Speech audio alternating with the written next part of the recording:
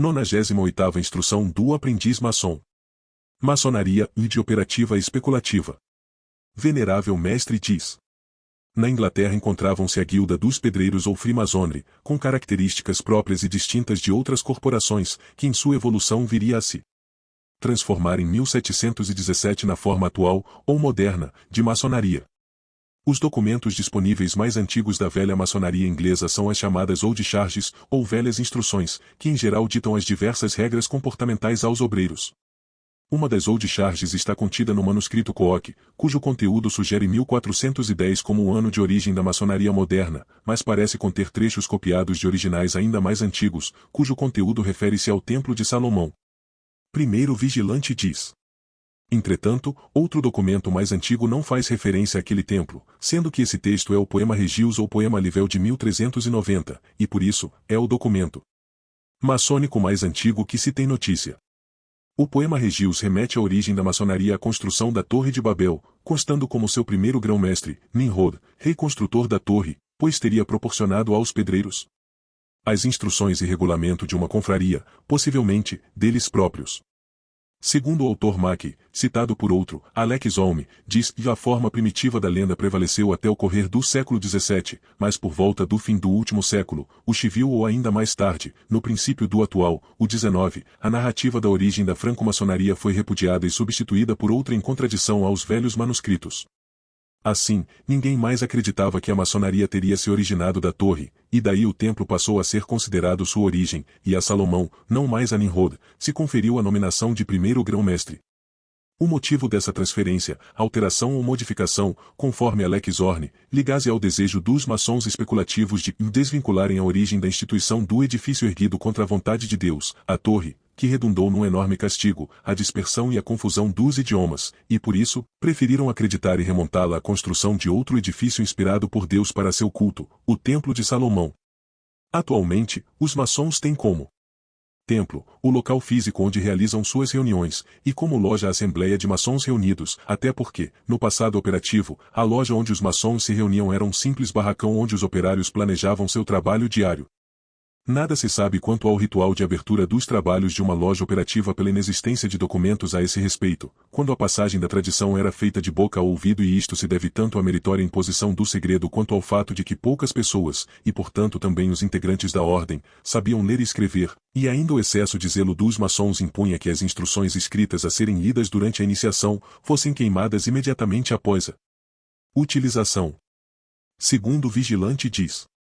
George Payne, grão-mestre entre 1718 e 1721, reclamava que vários manuscritos valiosos foram muito apressadamente queimados por irmãos escrupulosos, para que não caíssem em mãos estranhas.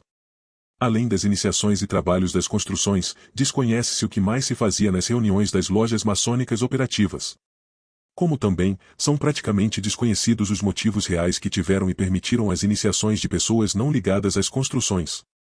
À época, na iniciação jurava-se com a mão direita sobre a Bíblia, e se prometia guardar segredo pela palavra de maçom, quando eram fornecidos os toques e sinais de reconhecimento. O estudioso Benimeli cita o manuscrito de Edimburgo de 1696 dos construtores de catedrais, dizendo que leis inglesas dos séculos XVI e XVII exigiam juramentos com sérias ameaças ao perjúrio, como extração das entranhas, e arrojamento ao mar distando um cabo, onde o fluxo e refluxo passam 2 vezes em 24 horas. Talvez, como na atualidade, quando é concedido um título honorário a quem presta serviço de destaque à instituição, tenham conferido de maçom honorário aos patronos ou amigos da arte de construir, denominando-os de maçons aceitos. É possível também que a admissão de maçons aceitos, que em geral eram pertencentes à nobreza ou pessoas de destaque na administração pública, atendesse a um desejo de proteção e apoio, para facilitar os negócios e sobrevivência da guilda. Desconhece-se a época exata em que essa prática iniciou, porém a referência mais antiga consta no manuscrito Regius, que cita que a maçonaria foi dada a conhecer na Inglaterra ao tempo do rei Ateusta, e que seu filho Edwin, muito interessado em geometria, filiou-se à corporação dos pedreiros e em contrapartida concedendo-lhes os regulamentos e estatutos que necessitavam para mais adequadamente se organizarem. Orador diz. Já os historiadores modernos identificam Edwin como irmão carnal, e não filho, de Ateusta, explicando a relação de parentesco que aparece no documento maçônico como oriunda do fato de Edwin ter sido o sucessor de Ateusta no trono inglês. Nas lojas operativas não existia o grau de mestre, assim, um dos companheiros com Experiência suficiente era escolhido para dirigir a loja, isto é, tornar-se seu mestre. Desse modo, o mestre da loja não significava um grau, mas a mais importante função, atualmente conhecida como venerável mestre. Existem ainda indicações de que os maçons aceitos, que nada tinham com a arte de construir, não necessitavam de um período de aprendizado, sendo então admitidos diretamente como companheiros, como esclarece o autor Goblet Viella. Está claro que não se impunha a esta categoria de recrutas pessoas de alta classe os 7 anos de aprendizado comum. Eram, portanto, recebidos de imediato como fellows, os companheiros, reservando-se aos profissionais os termos de aprendiz e mesmo de mestre. Os maçons aceitos, como quaisquer outros, participavam de todas as atividades da ordem, isto é, das reuniões das lojas, do convívio com o planejamento, os traçados, o simbolismo e o que mais se praticasse em loja. Ainda assim, no século XVI a guilda de construtores operativos se encontrava em séria decadência, e àquele tempo, o número crescente de maçons aceitos tornava-se superior ao dos operativos. Imagina-se que o aumento do número de maçons aceitos deve ter imposto diversas alterações nos procedimentos e interpretações do simbolismo, chegando a induzir a criação de lojas independentes do ato de construir, não operativas, e assim surgia da decadente corporação operativa a nova fênix da maçonaria, que se denominaria especulativa. Foi assim que, sob as influências culturais da época, que em 24 de junho de 1717, dia de São João Batista, na taberna do Ganso e a Grelha na Praça da Catedral de S. Paulo, em Londres, realizou-se a Assembleia dos Maçons Livres e Aceitos das lojas que se reuniam nas tabernas Ganso e a Grelha, Coroa, Macieira e Caneca de Vinho, formando a primeira grande loja do mundo, na data que ficou considerada como o início oficial da nova modalidade de maçonaria, a especulativa. Secretário diz. Entretanto, seria muito importante examinar detidamente os acontecimentos que envolveram a fundação da Grande Loja de Londres. Relatos da época informam que a maçonaria estava em decadência, principalmente pelo abandono das tradições, pois as reuniões eram cada vez mais raras, e até o tradicionalíssimo banquete do solstício de inverno não era mais celebrado. O importante estudioso Anderson assim registrou. O rei George I chegou a Londres em 20 de setembro de 1714, ou algumas lojas de Londres desejosas de um ativo protetor, pela incapacidade de Sir Christopher Wren, pois o novo rei não era franco-maçom e, além disso, não conhecia a língua do país, acharam por bem cimentar, sob um novo e grande mestre, o centro de união e harmonia, com este objetivo as lojas. 1. Na Ganso Grelhado, na Praça da Catedral de São Paulo. 2. Na Coroa, na Avenida Parker, perto da Avenida Drury.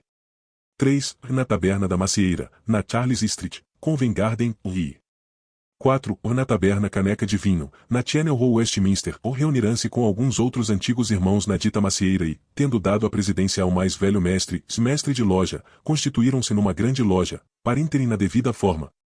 O texto sugere que Sir Christopher Wren teria sido o anterior protetor da instituição, e agora estava incapacitado de cumprir suas funções, e ainda, esse texto comenta que as lojas decidiram unir-se sob o comando de um novo grande grão ou mestre, podendo-se entender que Wren tenha sido o grão-mestre anterior. Guarda, ou o cobridor, o diz.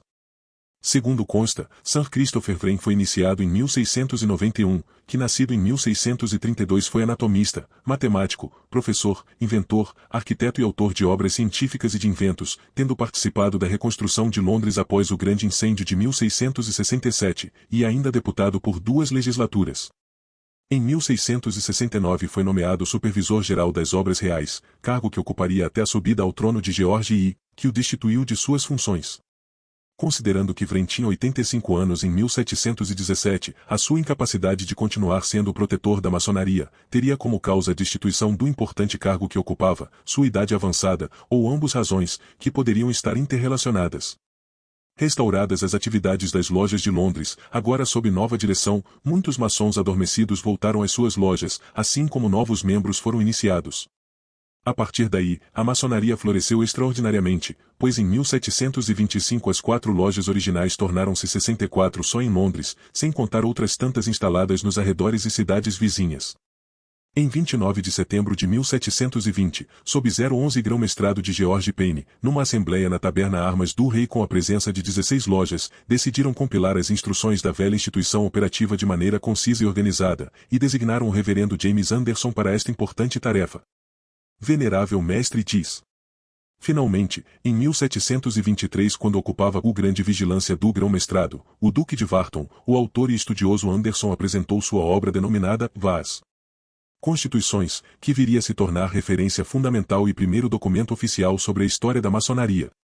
A nova instituição, no decorrer do tempo, unificou todas as lojas da Inglaterra e se expandiu para o continente europeu, para posteriormente também se transferir para todos os demais continentes do mundo.